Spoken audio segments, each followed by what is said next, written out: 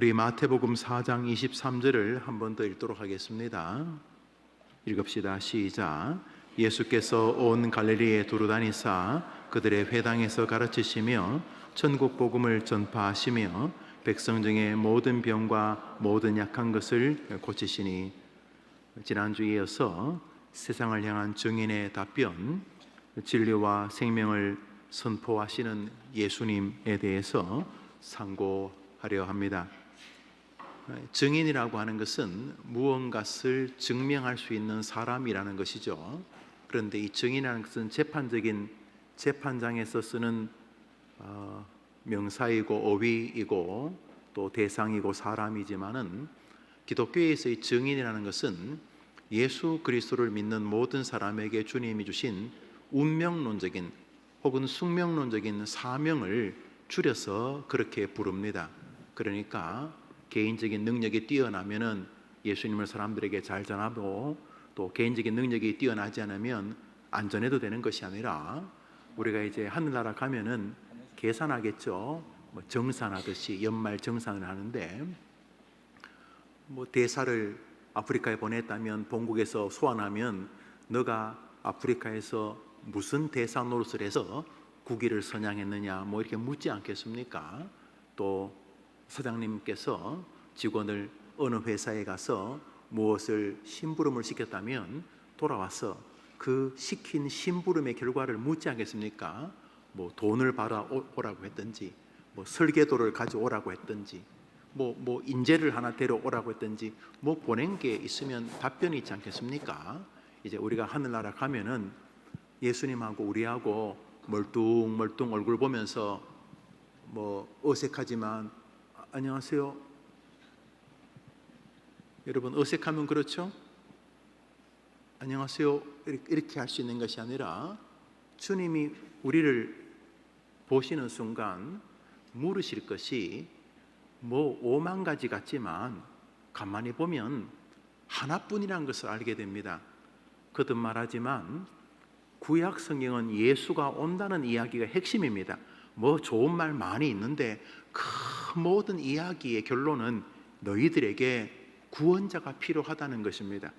제사, 온갖 지도자들, 온갖 선지자들, 인간의 죄악들, 개가 토한 것을 또 먹듯이 아무리 해도 안 되는 인간 본질의 문제의 해결은 메시아가 필요하다. 처녀가 잉태한 아이를 낳을 건데 그 아이의 이름이 하나님이다. 아주 특별한 사람이 온다. 이게 구약 성경입니다. 신약 성경도 뭐 여러 가지 이야기가 있는데 신약 성경의 모든 이야기는 예수라고 하는 구약에서 말하던 그 구원자가 왔다. 이것이 이제 구약과 신약의 주제입니다. 뭐 성경에서 뭐 인권도 찾아내고 뭐 정의도 찾아내고 성경에서 온갖 좋은 논리를 다 찾아내겠지만은 그것은 다 사족이고 그저 뭐 있어도 그만 없어도 그만이고, 성경이 말하고자 하는 핵심은 너한테는 오늘 예수가 필요하다. 이건 줄 믿으면 아멘 해보세요. 이게 오늘 이제 뭐 원래 오늘 죽어야 되는데 아직 안 죽어서 의사가 오늘 못 넘길 것 같은데 어떻게 오늘 안 죽어서 이제 내일 죽겠지, 아니면 내일 모레 죽거나, 우리가 그런 거죠. 어제 죽어도 별로 안 이상하고 오늘 죽어도 뭐 특별히 안 이상. 오늘 돌아가신 분 한 분은 60대 중반이고 암 투병하다가 돌아가셨고, 또 한 분은 좀 연세가 더 되셨는데 뭐 하나님 보실 때는 뭐 60이나 160살이나 무슨 큰 차이가 있겠어요? 거듭 말하지만 여러분 죽는 날이 뭐 특별한 날이겠어요? 여러분 죽는 날도 전철은 다니고 여러분이 죽는 날도 개그 프로그램을 할 거예요. 그럼 여러분은 죽는 거죠, 여러분. 근데 문제는 여러분이 죽는 게 아무것도 아닌 게 아니라 온 역사를 다 합친 것보다 더 중요한 숙명론적인 주인공이 여러분이란 말이죠. 여러분이 인생의 주인공 아닙니까? 하나님 앞에 이제 가죠. 이제 여러분도 가고 저도 가는데 그날 하나님이 여러분에게 뭘 묻겠냐는 거죠. 여러분 아무리 찍기가 부족, 찍기 알죠?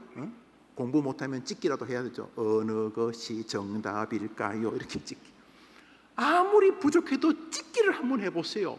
구약도 예수 이야기, 신약도 예수 이야기고, 예수님도 오셔서 자기 사명을 다 완수하고 하늘로 가면서 그냥 가시면 될 것 같은데 땅 끝까지 가서 내 증인이 되라.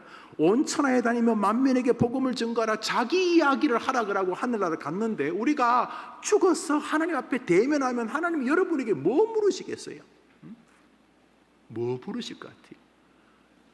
그것은 예수와 관련된 이야기가 아닐 리가 없는 것이죠. 그때 예수님에 대해서는 너무도 할 말이 많은, 감격스럽게 예수에 대해서 말할 수 있는 그런 삶의 인생, 예수 증인의 여정 되기를 축복하는 것입니다. 그러니까 이것은 뭐 신학을 많이 한 사람이든 신학을 적게 한 사람이든 교회를 엄청 좋아하는 사람이든 뭐 교회를 별로 안 좋아하는 사람, 아무 상관없이 어린아이든 노인이든 건강한 사람이든 병든 사람이든 그 병든 사람을 고치는 의사든 간호사든 우리 모든 그리스도인들에겐 원하고 원치 않고 아무 상관없는 우리의 거룩한 운명이 된 거죠. 그러니까 이 교회에서도 뭐 설교를 해, 설교 종류가 뭐 여러 가지 있네. 그 모든 여러 가지가 이야기의 핵심은 뭡니까?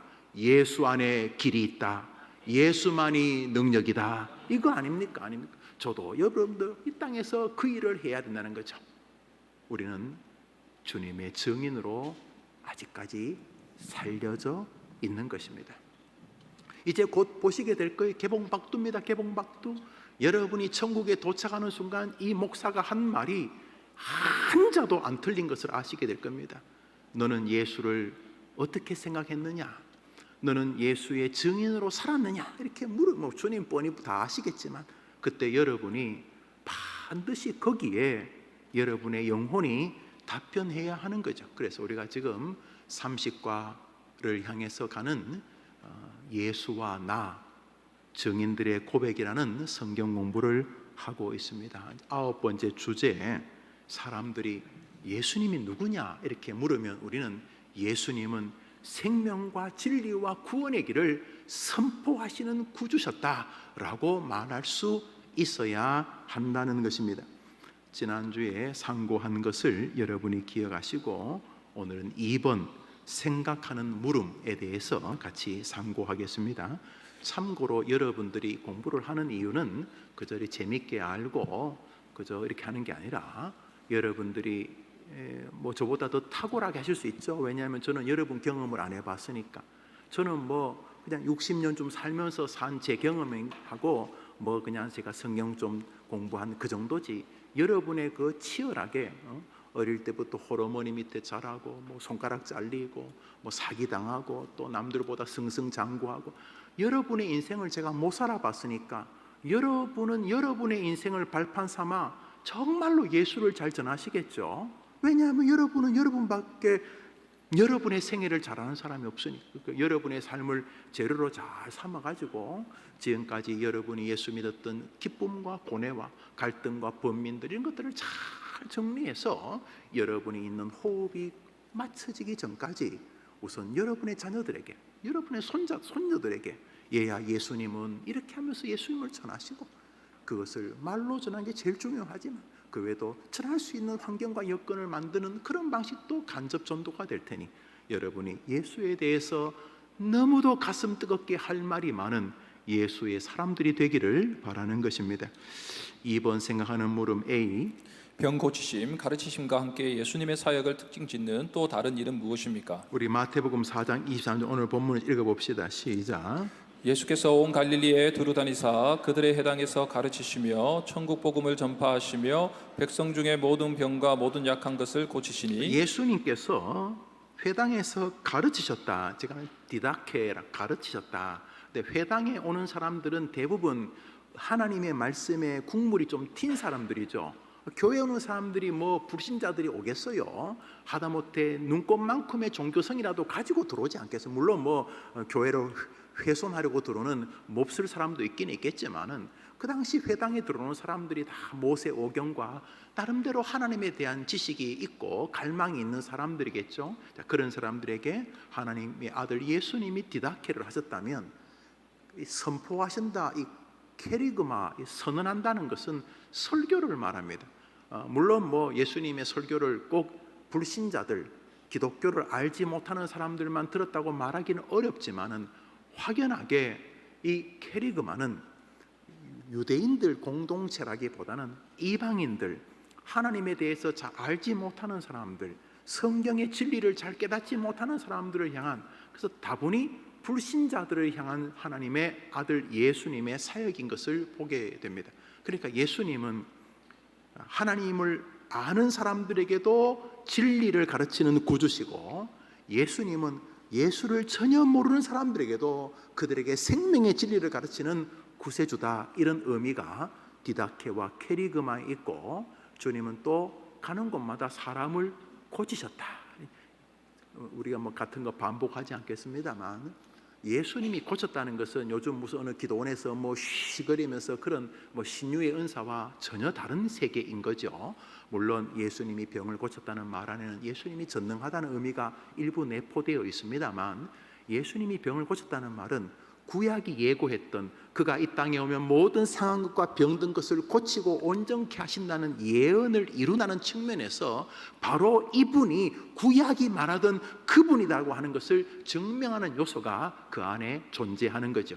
그리고 우리에게는 예수를 구주로 믿는 우리들이 바로 이 병든 세상을 고쳐야 될 예수님의 사역을 일부분 부여받았다는 사실을 알게 됩니다. 그러니까 힐링, 디다케, 케리그마가 정말 교회 안에 있어야 되는 거예요. 그래서 건강한 교회는 디다케도 있고 케리그마도 있고 힐링이 있어요.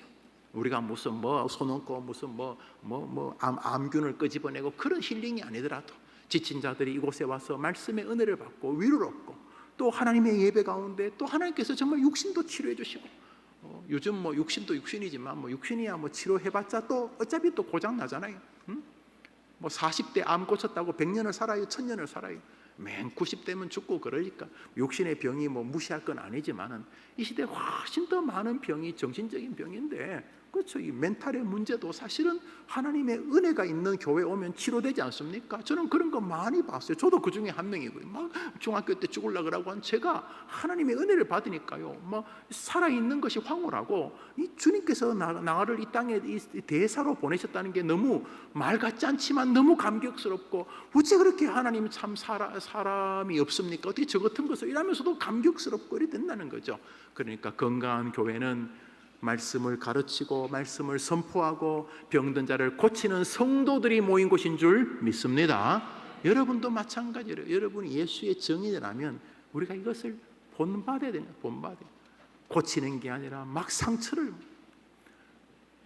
회복시키는 것이 아니라 도리어 막 짓밟고 하는 건 이게 교회답지 교인답지 않은 거죠.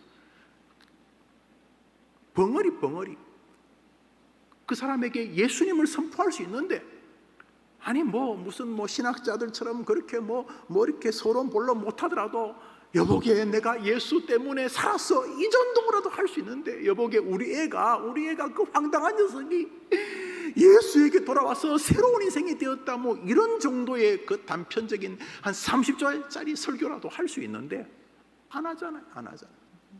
성경에 말하듯이 죽은 사자보다 산 개가 낫다고. 교회 경력이 몇십 년이고 그래봐야 짓지 않으면, 부르짖지 않으면, 캐리그만 하지 않으면 차라리 그냥 개보다도 못하다, 죽은 사자보다 산 개가 낫다는 것처럼 우리 모두가 이 사역에 주님의 증인이 되어야 하는 것이죠. 마태복음 9장입니다. 시작. 예수께서 모든 도시와 마을에 두루 다니사 그들의 해당에서 가르치시며 천국 복음을 전파하시며 모든 병과 모든 약한 것을 고치시니라. 그냥 예수님이 다니시면서 구주 되심을 선포하셨다 이러면 될 텐데, 성경에서 가르치시고 선포하시고 고치셨다고 말함으로 신학자들이 이것을 예수님의 큰 삼중 사역, 주님의 사역이 많지만 그 모든 사역은 디다케와 케리그마와 힐링 안에 있다, 이렇게 말씀하고, 건강한 교회는 바로 이런 일이 일어나는 교회다. 교회 왔을 때 성도들이 굳이 신조를 안 배우더라도, 물론 우리는 11시, 10시 반쯤에 우리 담임 목사가 먼저 공부했던 웨스트민스터 신조를 우리 장로님들이 여러분들과 같이 하죠. 그냥 꼭 신조를 안 배우더라도 정상적인 설교 안에는 디다케가 있어요. 설교만 잘 들어도 그게 정상적인 설교라면, 설교 속에서 조직신학이 있고 교회사가 있고 교회론이 있고 성령론이 있고 다 구원론이 있게 되죠. 그러니까 교회 안에는 디다케도 있고, 동시에 교회 안에는 이 불신자를 향한 복음의 원색적인 캐리그마도 있고, 동신의 교회 안에는 강단을 통해서 혹은 회중들 사이에 서로의 펠로십을 통해서 힐링도 일어나는 거죠. 이런 교회가 주님을 주인으로 섬기고 주님의 증인되는 교회인 줄 믿습니다. 중요한 것은 지금 예수님께서 신자들에게도 구원의 진리를 가르쳤지만 불신자들에게도 예수님이 구원의 진리를 선포하는 바로 이분이 구원자다, 이런 이야기라는 거죠. 마가복음 1장 우리 같이 읽읍시다. 읽습니다. 시작. 그들이 가버나움에 들어가니라. 예수께서 예수께서 곧 안식일에 해당에 들어가 가르치심에 무사람이 그의 교훈에 논란이, 이는 그가 가르치시는 것이 권위 있는 자와 같고 서기관들과 같지 아니함이러라. 마침 그들의 해당에 더러운 귀신 들린 사람이 있어 소리질러 이르되 나사렛 예수여, 우리가 당신과 무슨 상관이 있나이까? 우리를 멸하러 왔나이까? 나는 당신이 누구인 줄을 아노니 하나님의 거룩한 자니이다. 예수께서 꾸짖어 이르시되 잠잠하고 그 사람에게서 나오라 하시니 더러운 귀신이 그 사람에게 경련을 일으키고 큰 소리를 지르며 나오는지라. 다 놀라 서로 물어 이르되 이는 어찌미냐? 권위 있는 새 교훈이로다. 더러운 귀신들에게 명한즉 순종하는도다 하더라. 예수의 소문이 곧 온 갈릴리 사방에 퍼지더라. 예수님이 어느 날 회당에 들어갔는데 회당에서 이제 구약의 바울 같은 사람이 있었겠죠. 이렇게 구약에 늘 앉아가지고 창세기, 출애굽기, 레위기, 민수기, 신명기를 뜯어 연구하고 하는, 그래서 막 하나님을 경배하고 하는 이런 그룹이 있었겠죠. 그들에게 그래, 틀리지 않다, 모세오경 틀리지 않다, 그러나 모세오경이 말하는 것이 바로 이것이다, 예수님이 가르치고 계셨습니다. 디다케하고 있는데 그 회당의 한쪽 구석에 어떤 사람이 있었는데 그는 온전한 사람이 아니었습니다. 그의 심령이 불신자 정도가 아니라 완전히 귀신에 사로잡힌 자였습니다.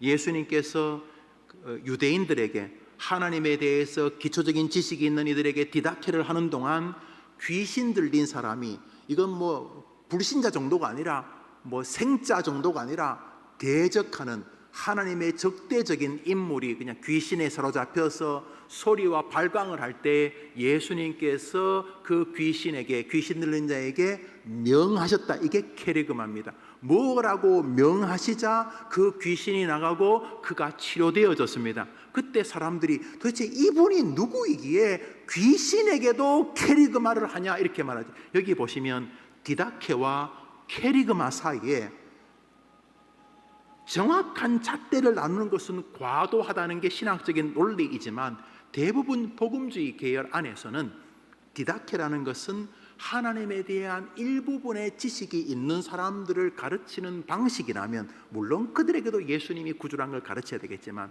케리그마는 이 사람들을 부정하지는 않지만 이 사람들 뿐만 아니라 하나님에 대해서 전혀 알지 못하는 유의 사람들까지 예수 그리스도가 구주라는 것을 선언하는 행위, 선포적 행위, 외침의 행위, 설교 행위를 말하는 것이다. 여기 보면 예수님이 회당에 들어가서 사람들에게 가르치신 것과 귀신에게 명한 것 사이에 온도차가 발견되는 거죠. 물론 우리가 예수님은 가르치거나 명하거나 똑같다고 해도 할 말은 없겠습니다만, 가만히 보면은 예수님의 구주 되심을 사람들에게 알게 하시는 방식에 디다케라고 하는 사람들을 가르치시고 설득하시는 방법이 있는가 하면, 무슨 귀신을 앉아가서 조곤조곤 귀신아, 너 이러면 되냐, 너도 이러면 안 되지, 너도 좀 정신 차리라, 귀신하고 그러는 게 아니라 귀신에게 복음의 명령으로 선언하고 선포하는 비타협적인 선언의 행위가 존재하는데 이게 케리그마다 이거죠. 주님은 신자에게도 메시아이고 불신자에게도 메시아이고 교회 안에도 메시아이고 온 불신 세상에도, 아니 귀신에게도 예수님이 메시아인 줄 믿습니다. 너희가 이거의 증인이 되라는 것이죠. 너희가 그것의 증인이 되라고. 교회에도 사는 길은 예수께로 돌아오는 거고, 교인들이 사는 길도 너희들의 심령에 예수가 꽉 차는 것이고, 불신자와 세상을 살리는 길도 예수 안에 있고, 심지어 귀신을 쫓아내는 길도 구주 예수에게 있는 줄 믿습니다 라고 증인이 되라, 이런 말이 거죠. 라고 증인이 되라, 이런 것이죠. 그런 면에서 예수님의 사역을 특징 짓는 병 고치심과 가르침과 함께 특징이 또 하나 사역이 뭐죠? 선포하심, 선언하심, 설교하심이다, 이것이죠. B번입니다. 가르치는 일 디다케와 전파하는 일 케르그마는 어떤 차이를 가집니까? 우리 고린도서 12장 읽어보겠습니다. 시작. 하나님이 교회 중에 몇 절을 세우셨으니 첫째는 사도요, 둘째는 선지자요, 셋째는 교사요, 그 다음은 능력을 행하는 자요, 그 다음은 병 고치는 은사와 서로 돕는 것과 다스리는 것과 각종 방언을 말하는 것이라. 다 사도이겠느냐? 다 선지자이겠느냐? 다 교사이겠느냐? 다 능력을 행하는 자이겠느냐? 다 병 고치는 은사를 가진 자이겠느냐? 다 방언을 말하는 자이겠느냐? 다 통역하는 자이겠느냐? 우리가 사도 바울이 아니기 때문에 사도 바울이 고린도전서에서 이렇게 구분하는 것을 정확히 설명하는 것이 불가능합니다. 물론 복음주의, 개혁주의에 계시는 박윤선 유해 목사님들이 좋게 잘 설명했지만은 우리가 그것을 100% 따르기는 어렵죠. 우리가 바울이 아니니까. 그렇지만 바울에게서 성도들의 사역의 범위가 조금 세분화되어 있는 것을 보게 됩니다. 이렇게 하면 하나님의 교회 중에 몇을 세웠으니 첫째는 사도요, 둘째는 선지자요, 셋째는 교사요, 그 다음은 이렇게 쭉 나오는데 병 고치는 나오는 여기 보면 사도와 선지자와 교사 사이에 일정한 사역의 온도차가 있다고 바울은 생각하고 있는 거죠. 그걸 왜 정확히 나누기는 어려워요. 사도는 잘 가르치기만 한다, 아니면 사도는 가르치는 거는 뒷사람들에게 맡기고 본인은 설교만 한다, 이렇게 말할 수도 없고, 사도는 뭐고 선지자는 뭘까 잘 모르겠는데 아마 선지자라는 것은 세례 요한을 염두에 둔 것이 아닌가. 마치 바람처럼 왔다가 이 독사의 새끼들아 하고만 외치고 그냥 비타협적으로 그냥 광야에서 그냥 막 일장 설교를 쫙 선포하고 목베임을 당해서 탁 죽는 이런 사람을 말하는 건지, 여튼간에 이 사도 바울 머릿속에는 사도와 선지자와 또 교사라고 하는 사람들을 앉아서 차근차근 가르치고 설명하고 신조를 이해하고 웨스민스터를 이야기하고 소유문답, 대의문답을 이야기하고 또 다양한 교리들을 설명하는 이런 성경을 풀어 가르치는 교사라는 그룹이 있는데, 우리가 정확하게 몰라요. 사도 바울이 사도 즉 선지자, 다시 말해 교사, 이렇게 말해서 세 그룹을 똑같이 생각하고 계신지, 아니면 사람들 혹은 교회 사역에 하나님께서 각자의 사역을 다양한 방법으로 총칭해서, 이것은 사람이 다르다는 게 아니라 한 사람 안에는 사도적 사역이 있고 한 성도의 또 같은 사람에게는 또 선지작 사역이 있고 또 한 사람에게는 가르치는 교사의 사역이 있다, 이렇게 설명하시는지는 모르지만 분명한 것은 바울 사도께서 하나님의 말씀을 가르치거나 선포하는 사람들을 구분하고 있다는 사실입니다. 그게 디다케인지 캐리그마인지는 모르지만은 우리는 이런 면에서 신자와 불신자 모두에게 예수의 증인이 되어야 한다는 사실을 깨달을 뿐만 아니라, 예수님을 따르던 그 당대의 증인들은 예수님께서 신자와 불신자 모두에게 예수 그리스도가 구주라는 사실을 증명해야 된다는 증인적 사명을 가지고 살았다는 것을 알 수가 있습니다.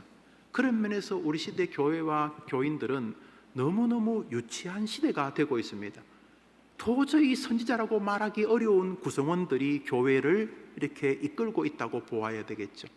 예수에 대해서 할 말이 없는 사람들, 심지어 예수가 누구냐고 갈급하게 물어도 선지자도 아니고 교사도 아니고 사도도 아니고 about, 교회 생활 about에 대해서는 할 말이 많지만 교회 생활의 핵심인 예수님에 대해서는 별로 할 말이 없는 기형적인 시대가 우리 시대의 영적 자화상이 아니겠는가, 이렇게 본 측면에서 예수 그리스도의 증인의 삶 속에는 캐리그마와 디다케라고 하는 칼로 이렇게 정확히 싹 나누기는 어렵지만은 신자와 불신자에게 각각 다르게 이렇게 다가가야 될 기독교적 지혜가 요구되어지는 것은 부정할 수 없다, 이래 볼 수 있습니다.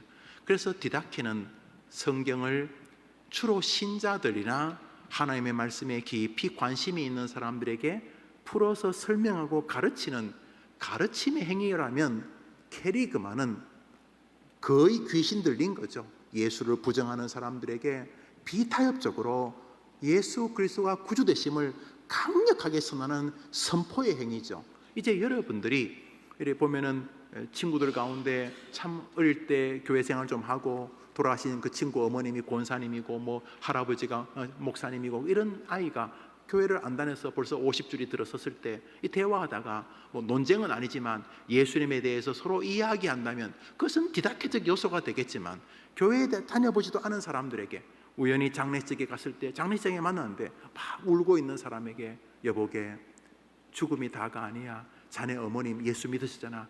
분명히 성경에서는 예수 믿는 사람 주 안에서 죽는 자는 반드시 하나님이 복이 있다고 말했어. 자네 어머니 이 땅에 좀 더 계셔도 좋지만은 정말로 좋은 곳에 계셔. 여보게 그러니 자네도 예수 믿고 하늘에 계신 어머니와 함께 영생을 하는 게 그게 진짜 효도 아니겠나. 이것은 뭐 비타협적인 선포에 행하는 거죠. 캐리금. 그 우리 시대는 뭐가 부족하냐면 교인들이 캐리그마가 사라진 거죠. 예수님이 하신 일을 따라가야 되는데 캐리그마를 하지 않는 거죠. 캐리그마.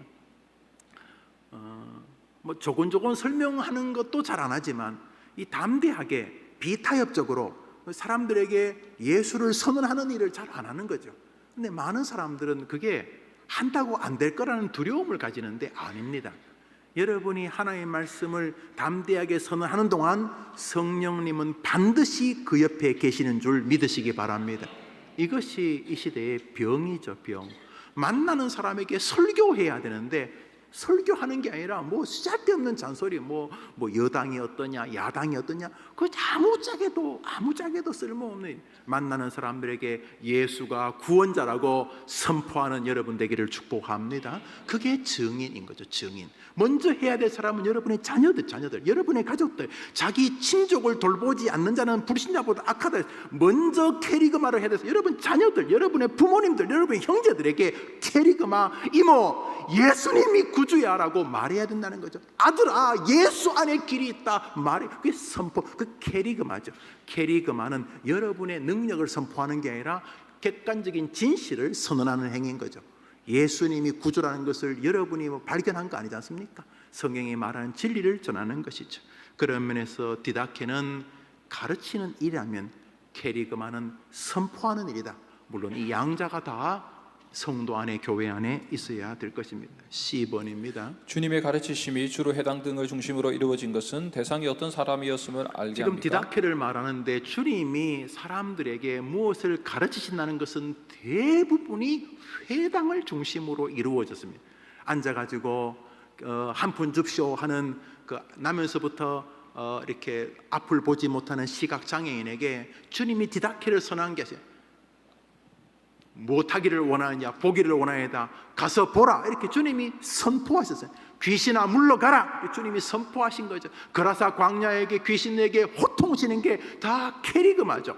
앉아가지고 뭐 귀신하고 야 그러면 되냐 이러면 야 너가 저 사람한테 이렇게 그런 게 아니라 캐리그마였죠. 그러니까 회당을 중심으로 주님이 가르친 것은 그 대상이 주로 어떤 사람이었겠는가? 거의가 다 유대인이죠. 다시 말해 모세 오경 양 있고 아주 안식일 토요일을 아주 중요하게 여기던 그래도 자기들이 모세의 후손이라고 믿고 있던 주로 하나님에 대해서 안다고 하는 그룹들이 엮었던 거죠. 우리 마태복음 4장 23절 읽어봅시다. 시작. 예수께서 온 갈릴리에 두루 다니사 그들의 해당에서 가르치시며 천국 복음을 전파하시며 백성 중에 모든 병과 모든 약한 것을 고치시니 여기 보면 회당에서 가르치셨다는 말과 뒤에 천국 복음을 전파하셨다는 사이에 장소의 간격이 단절되어 있습니다. 다시 말해 예수님께서 회당에서 가르치시고 천국 복음도 선포하셨을 수도 있지만은 예수님이 회당에서 가르치시고 그리고 회당에서만 선포하신 것이 아니라 예수님의 가르치심과 선포하심은 회당을 넘어서도 펼쳐졌는데 그 중에 선포하심은 회당 밖에서 주로 이루어졌다는 거죠. 그래서 성경을 볼 때 주로 가르치시는 사역, 이 디다케의 사역은 회당을 중심으로 했다는 것을 보게 됩니다. 그 뒷부분을 읽습니다. 마태복음 9장입니다. 시작. 예수께서 모든 도시와 마을에 두루 다니사 그들의 해당에서 가르치시며 천국 복음을 전파하시며 모든 병과 모든 약한 것을 고치시니라. 여기 도시와 마을에 두루 다니시는데 도시와 마을에 두루다니면서 우리는 예수님께서 회당에서만 뭔가 하지 않고 도시와 마을 길거리에서도 뭘 하셨던 것을 알지요. 그런데 여기 회당에서 가르치시는 것을 수고처럼 묶어 놓은 것은 아무래도 가르치는 디다케적 행위는 그리스도를 알거나 하나님을 아는 사람들을 염두에 둔 것이죠. 우리 시대의 문제는 바로 이 우매화 정책, 교인들이 성경을 알지 못하는 너무도 유치한 성도로 살다가 죽게 만드는 것은 이 시대 교회 지도자들의 병이죠. 그것은 중세가 그랬습니다. 성도들이 성경을 읽으면 죽여버렸습니다. 사제가 뭐 밤새도록 술 먹고 술집에서 나자빠져 있는데 일단 데려와야 됩니다. 왜냐하면 예배는 사제만 인도할 수 있으니까. 사제가 술 취해가지고 자기도 대도 않는 라틴어 한 2, 3분 중얼거리면 그게 예배였어요. 참석 안 하면 세금 내야 되니까 다 앉아 있었어요. 그런데 윌리엄 틴텔 같은 사람이 야 이건 아닌 것 같다 싶어서 그 원어를 성경 영어로 번역했다고 불에 태워 죽였습니다. 어디 성도들에게 성경을 읽게 하느냐고. 그런 면에서 성도들이 성경을 배울 수 있는 기회를 박탈하는 것은 사실은 가톨릭적 요소가 큽니다. 지금은 이제 가톨릭도 강의라 그래서 강연이라 그래서 신부님들이 뭔가 말씀을 하시지만 초기 가톨릭은 그러지 않았던 거죠. 그래서 이 오직 말씀, 오직 성경이라는 것은 마틴 루터 이후에 개혁주의자들이 성경으로 돌아가 거기에 길이 있다라는 것이 우리 개혁교회의 정신인 거죠. 그러니까 모든 교회 안에는 디다케적 요소가 있어요. 그래서 교회 안에서 신조를 배우고 또 이렇게 이런 수요예배 같은 날에 바로 성경을 배우고 동시에 설교 안에 바로 이 디다케적 요소가 있어요. 물론 설교 안에는 캐리그마적인 요소가 분명히 크지만은 설교 안에서 제대로 된 설교라면 늘 제 마음에 그게 부담인데 제대로 된 설교라면 설교 한편에 디다케와 캐리그마와 힐링이 다 녹아 있어야 되는 거죠. 해림교회가 강단이 그렇기를 계속 기도해 주시기를 바랍니다. 그래야 되는 거죠. 그래서 교인들이 1년이 지나면 자라야 돼요. 1년이 지나도 10년 된 듯하고 10년이 지나도 1년 된 듯하는 그게 뭐예요? 옷이야 옷. 1년을 입어도 10년 된 듯한 옷. 그건 옷이나 그렇지 성도는 한 해 한 해 가면서 신앙의 근육이 자꾸 강건해지고 작년보다 올해 더 그 신앙이 공고해지면서 작년보다 올해 훨씬 더 겸비해지고 작년보다 올해 예수님 때문에 말도 좀 더 조심하고 작년보다 올해 좀 더 감격스럽고 작년보다 올해 사람이 좀 더 불쌍해지고 작년보다 올해 성경이 더 재밌고 작년보다 올해 교회가 더 사랑스러워지고 이래야 대정상이지 갈수록 거꾸로 되어지면 문제가 있는 거기에 디다케적 요소가 생략되어진 교회의 모습이 있는 것이죠. 전파하심, 선포하심을 뜻하는 캐리그마는 주님이 누구에게도 복음을 전파했다는 뜻입니까? 예, 시본에서 주로 회당에서 주님이 가르쳤다는 말은 그 디다케의 대상은 그리스도인 혹은 유대인 하나님의 일정한 관심이 있는 그룹들이다 이래 본다면 캐리그마는 그런 그룹이 차치하는 건 아니죠. 뭐 그들도 설교 들을 수 있으니까. 그러나 캐리그마는 훨씬 더 비신자들 혹은 기독교에 적대적인 마음을 가진 사람들 혹은 기독교에 별 관심이 없는 사람들을 향하여 주님이 하신 행위였다 이래 보여지죠. 사실 우리가 이 시대에 많이 놓치는 것은 캐리그마의 약함입니다. 우선 강단에서 목사부터 설교의 능력을 안 믿어요. 지도 안 믿는데 누가 그것을 따라오겠어요? 그리고 회중들도 자신의 설교 능력을 안 믿어요.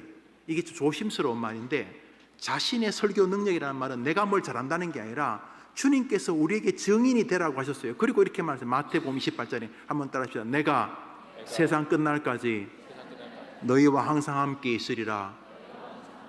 증인이 되라고 말씀하신 다음에 뒤에 뭐라고 붙였냐면 네가 내 증인이 되는 동안 나도 네 곁에 있어 주겠다는 거예요. 할렐루야. 그러니까 여러분이 동료들에게 먼저 가족들에게 예수님에 대해서 선언하는 거예요. 선언. 예수의 보혈, 예수의 오심, 예수의 구주되심, 예수의 함께하심, 예수의 살아계심, 예수를 통한 천국에 도착하는 진리를 끊임없이 우리가 캐리그마를 해야 되는데 우리 시대는 교회 안에 디다케도 부족하지만 성도들이 세상을 향해 주의 거룩한 복음을 선포하는 캐리그마도 부족한 시대인 것을 보게 됩니다. 그래서 디다케가 주로 그리스도와 혹은 성경과 하나님에 대해서 알거나 관심 있는 사람들을 깨우치고 더 단단한 신앙의 세계로 양육하는 과정이라면, 캐리그마는 그리스도를 알지 못하고 하나님을 알지 못하고 구원의 진리를 알지 못하는 그들에게 예수만이 유일한 구원의 길이라고 외치는 선언적 설교를 말하는 것을 라고 우리가 볼 수 있다는 것입니다. 2번입니다. 예수님이 말씀을 가르치고 선포하셨다는 것은 하나님이 우리에게 진리를 알리는 방법으로 무엇을 선택하셨다는 의미입니까? 2번이 사실은 이 공가의 핵심적인 질문의 답변이 될 것입니다. 히브리서 읽읍시다. 시작. 옛적의 선지자들을 통하여 여러 부분과 여러 모양으로 우리 조상들에게 말씀하신 하나님이 이 모든 날 마지막에는 아들을 통하여 우리에게 말씀하셨으니 이 아들을 만유의 상속자로 세우시고 또 그로 말미암아 모든 세계를 지으셨느니라. 자, 히브리서 1장 1절과 2절은 히브리서의 관문인데, 히브리서에서 우리 성도들은 이해할 수 있지만 불신자들은 전혀 이해할 수 없는 논리를 펼치고 있는 히브리서 기자가, 구약에서부터, 아니 오래전부터 하나님은 말씀을 통해 당신의 뜻을 선언하셨다는 것입니다. 말씀을 통해 천지 창조 이런 것이 있는데도 불구하고 인간이 타락함으로 에덴 동산에서는 꽃만 봐도 하나님을 알 수 있었어요. 굳이 설교 필요 없고 교회 안 와도 그냥 하늘의 구름만 봐도 그냥 모든 인간이 하나님을 찬양할 수 있었어요. 바람이 그냥 콧등을 스치는 그 바람만 느껴도 그 바람 속에 함께 하시는 창조주 하나님을 알 수 있었는데, 타락하면서 이게 다 망가진 거예요. 다 망가져가지고 우리가 하나님을 알만한 지식이 다 왜곡되었다는 거예요. 그래서 하나님을 알만한 지식이 왜곡된 인간들에게 하나님이 특별한 은혜를 베풀어, 특별한 선물, 특별한 은총을 보내셔서 선제를 통해서 하나님에 대해 알게 하신 방식이 뭐라는 거죠? 말씀의 선포라는 거죠. 할렐루야. 하나님께서 그랬다는 히브리서 기자의 말에 의하면은, 하나님께서 선지자들을 통해서 인간이 타락하자 말씀을 통해서 하나님의 뜻을 계시하셨는데, 하나님이 우리를 사랑하셔서 마지막에 하나님의 아들 예수 그리스도를 보내어서 그분이 뭐로? 디다케와 캐리그마 하나님의 말씀 선포로 자신이 구주이신 것을 증명하셨다는 거예요. 할렐루야. 그러니까 우리는 뭐라고 증인이 돼? 힘든 사람에게, 여보게 예수님께 귀를 기울여봐. 예수님에게는 너가 예수를 잘 믿다가 침체했던 예수의 예자도 모르는 사람이든, 너가 어떤 인생이라도 예수의 선포에 귀를 기울이면, 그 디다케와 캐리그마의 귀를 기울이면 너는 영생의 능력을 경험하게 된다. 이것의 증인인 줄 믿으면 아멘 해보세요. 이거의 증인이 되라는 이 히브리서 1장 1절 2절의 증인이라. 여기 이제 우리 교회의 사명이 있습니다. 여러분, 좀 외람되지만 이 말씀을 교회의 가장 중요한 기치로 두지 않는 교회는 위험한 교회입니다. 꼭 기억하셔야 돼요. 여러분이 이제 다른 이사를 가시거나 애들이 다른 교회 가겠죠. 늙으면 또 어디 미국 가거나 어디 목포를 부산을 다 가겠죠. 그때 여러분이 꼭 기억해야 될 것이, 그 교회가 말씀을 정말 소중히 여기고 있는가 라고 하는 것이 아주 중요한 중심이 되어야 돼요. 말씀이야 짧게 설교하고 딴 거 하면 되지, 아니라는 거죠.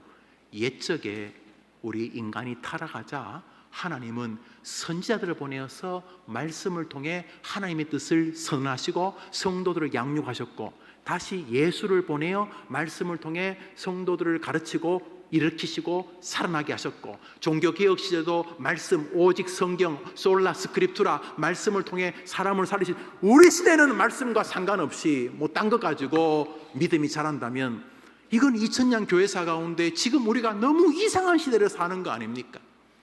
노래 부르는 거 좋아요. 노래 부르기 운동, 영국의 올레이션, 이게 지금 강단에 다 드럼 올라오고, 저는 노래하는 거 나쁘다고 생각하지 않아요. 그러나 조심은 해야 돼요. 왜요?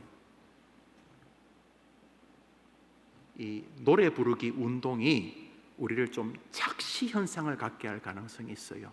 왜냐하면 눈물이 질끔 나면 감동받은 것처럼 느끼거든요. 그죠? 아니, 눈물 나도 감동 안 받아요?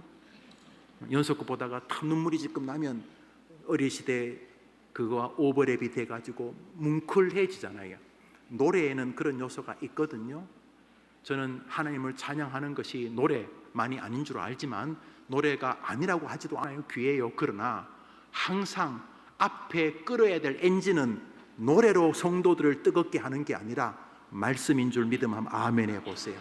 여러분의 아이들이 엄마 오늘 교회 가서 우리 전사님이 말씀하시는데 너무 가슴이 뜨거워서 이게 정상이라. 이게 정상. 그래서 여러분들이 말씀의 은혜를 받으면 뭐 다른 것도 저절로 노래가 나와요. 예수님 찬양, 예수님 찬양. 그 말씀의 은혜 받으면 나와요. 말씀의 은혜 안 받으면 말씀의 은혜 안 받아도 노래가 나와요. 청춘을 돌려다오. 말씀의 은혜를 안 받으면 맹 노래가 나와요. 그러니까 먼저 말씀이 이거는 이제 저에게 저도 목사가 늘 말씀 앞에, 여러분도 마찬가지죠. 이것은 아주 중요한 일입니다. 여러분 잘 생각해 보십시오.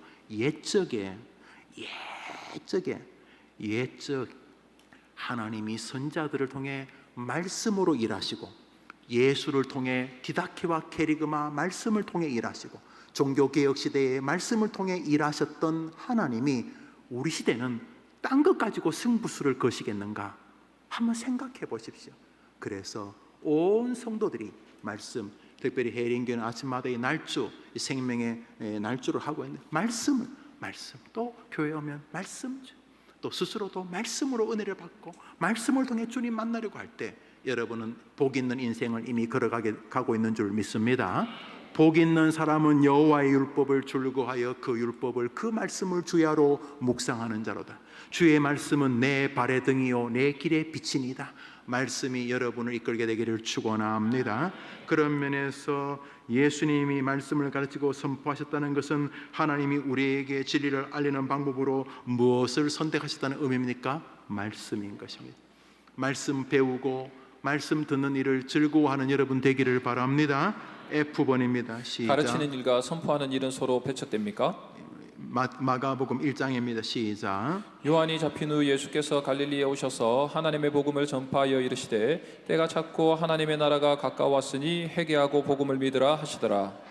마가복음 1장 21절입니다. 시작. 그들이 가버나움에 들어가니라. 예수께서 곧 안식일에 해당에 들어가 가르치심에 28절 29절입니다. 시작. 이르시되 우리가 다른 가까운 마을들로 가자. 거기서도 전도하리니 내가 이를 위하여 왔노라 하시고 이에 온 갈릴리에 다니시며 그들의 여러 해당에서 전도하시고 또 귀신들을 내쫓으시더라. 여기 전도하시고가 디다케라면 귀신들에게 선포하여 내리쫓는 것은 케리그마입니다. 이게 서로 상반됩니까? 대치됩니까? 아닙니다. 그러니까 건강한 교회는 잘 가르치고 잘 선포하는 교회인 줄 믿습니다.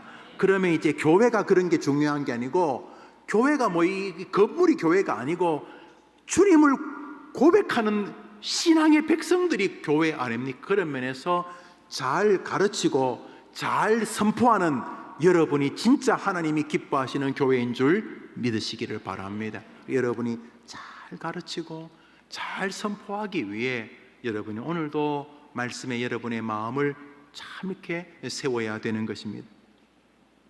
계속 읽으시죠. 그들이 날마다 성전에 있든지 집에 있든지 예수는 그리스도라고 가르치기와 전도하기를 그치지 아니하니라. 여기서 이제 가르치기와 전도하기가 구별되지 않는데, 사실은 뭐 가르치기나 전도하기나 뭔 차이가 있습니까? 그냥 이 케리그마와 디다키가 떨어지지 않습니다. 붙어 있어요. 이 두 가지가 전혀 다르지 않습니다. 그러므로 이 두 가지는 늘 서로 보완하고 이끌어줍니다.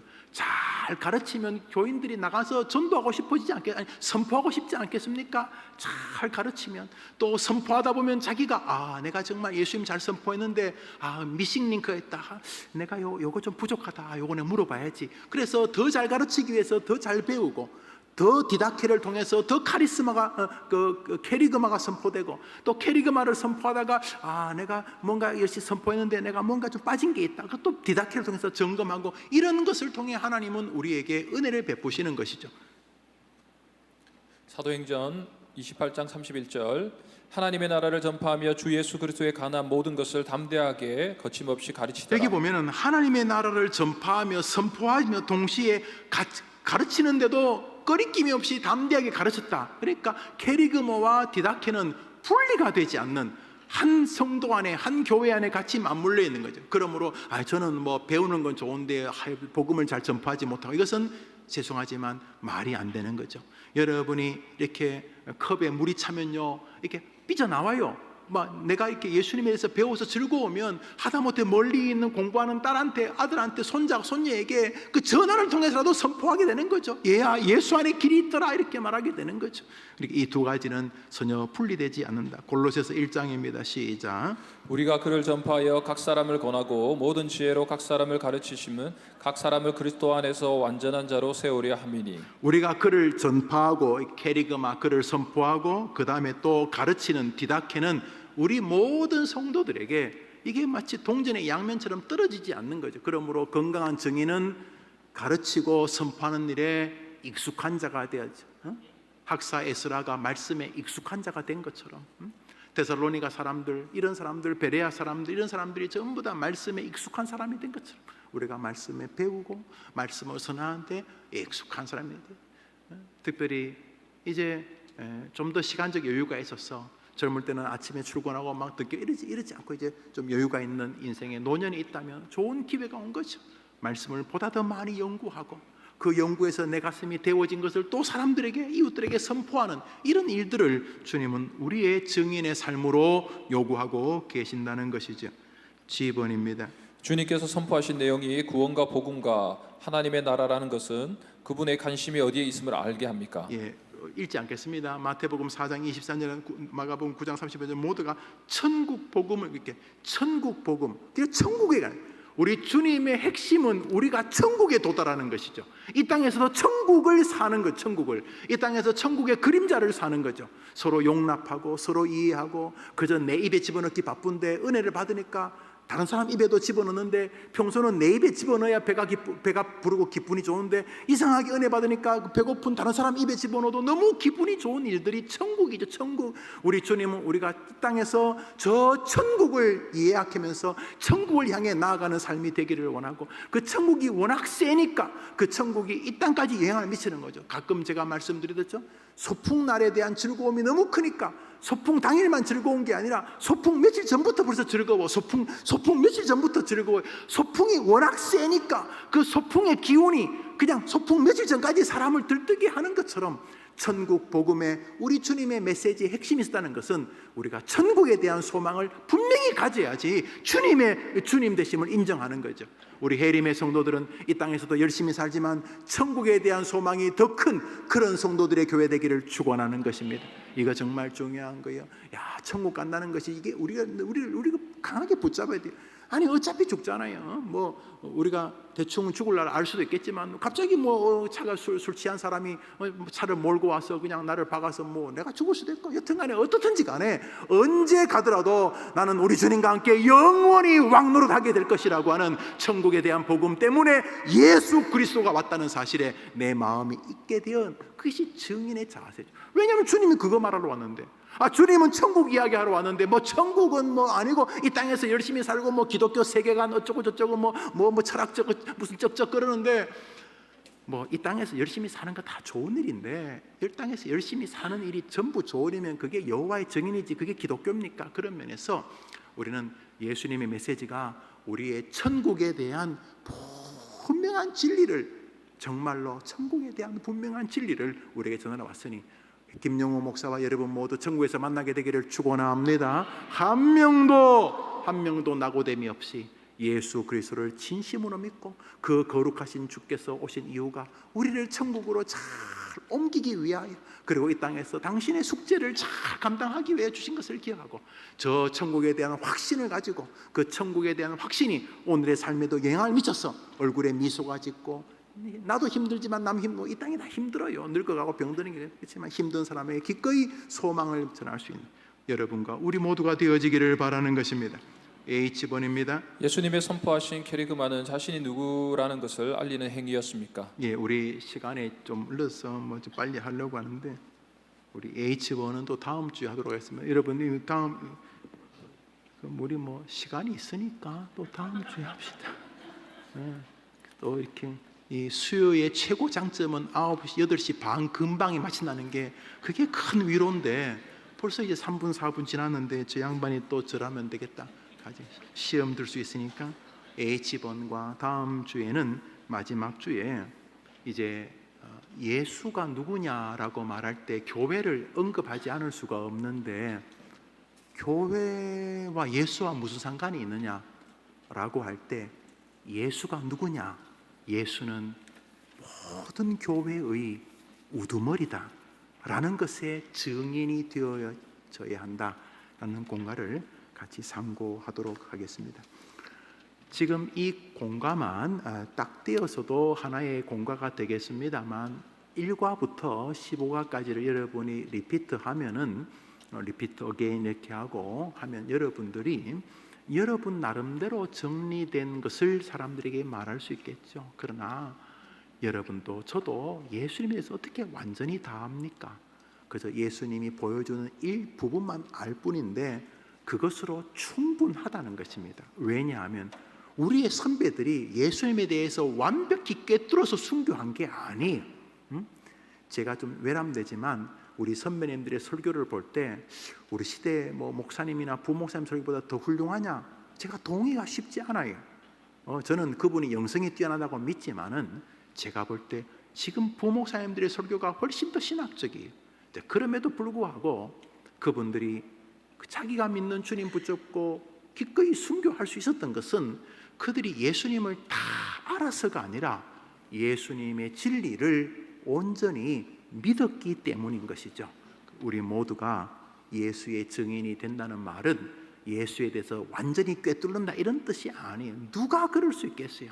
그러나 예수님이 여인의 후손으로 오셨다는 것, 예수님이 사람이라는 것, 예수님이 사람이지만 인간이라는 것, 예수님은 이 땅에 모든 병든 것을 고치시는 분이라는 것, 예수님은 모든 지혜를 해결하시는, 모든 지혜를 온전히 가르치시는 구주라는 것, 예수님에게는 모든 귀신 들림과 모든 죄악과 모든 거부와 거절과 비난과 냉소를 일소에 깨트릴 수 있는 선포의 구주라는 사실을 우리는 능히 증명할 수 있고 증거할 수 있고 믿을 수 있다는 사실입니다. 해림교회 성도님들이 예수님에 대해서는 막 입이 근질근질해서 예수님에 대해서 너무도 할 말이 많은 하나님의 귀한 증인들 다 되기를 주님의 이름으로 축복합니다. 여러분의 성도님들이 하나님께 헌금을 드리셨습니다. 우리 주님과 친기도로 예배를 마치고 우리 자유롭게 기도하시고 돌아가시기를 바랍니다. 하늘에 계신 우리 아버지여, 이름이 거룩히 여김을 받으시오며 나라의 마옵시며 뜻이 하늘에서 이룬 것 같이 땅에서도 이루어지이다. 오늘날 우리에게 일용할 양식을 주옵시고 우리가 우리에게 죄 지은 자를 사하여 준 것 같이 우리 죄를 사하여 주옵시고 우리를 시험에 들게 하지 마옵시고 다만 악에서 구하옵소서. 대개 나라와 권세와 영광이 아버지께 영원히 있사옵나이다. 아멘.